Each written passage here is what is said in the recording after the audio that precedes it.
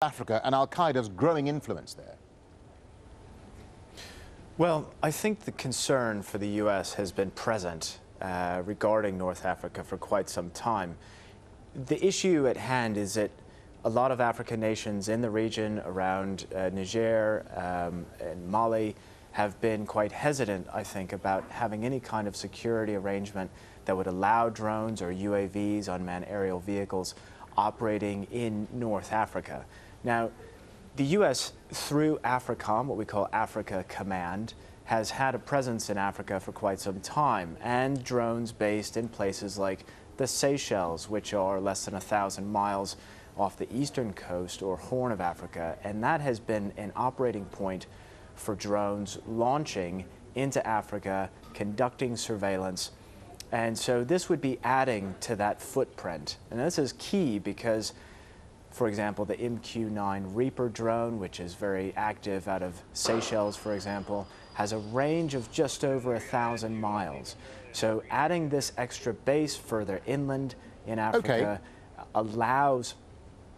No, I was going to say that the drone program has been extremely controversial, though, Robert. I mean, particularly in places like Afghanistan and Pakistan. Do you think their deployment in North Africa is likely to attract the same level of controversy if civilian casualties start to mount up? I mean, they say they're not carrying missiles yet, but it could progress to that. Yes, I mean, that capability could exist.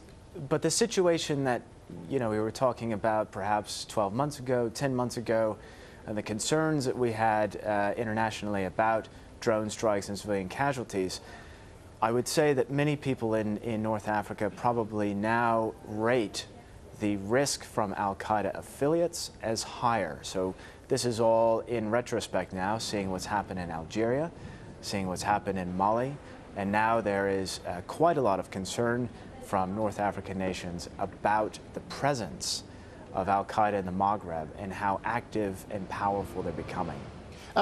Robert, politically, the drone program is pretty much the Obama way of war. I mean, how effective do you think the drones are likely to be? What sort of missions are they likely to carry out? Well, very effective. I mean, in the beginning, as you mentioned, it's going to be a surveillance and reconnaissance mission. In that part of North Africa, the terrain is more conducive to overhead airborne observation. And that, you're right, many cases of drone deployments and these kinds of missions, they go straight to the top. A lot of cases, the president himself observes and authorizes missions as they go on. So there are a couple types of drone missions that we currently operate: U.S. military, unclassified kind of missions, and these intelligence services missions that go straight to the executive branch. So we'll need to see, how those go forward. All right, Robin Densmore from our studio there in London. Robert, thank you very much indeed.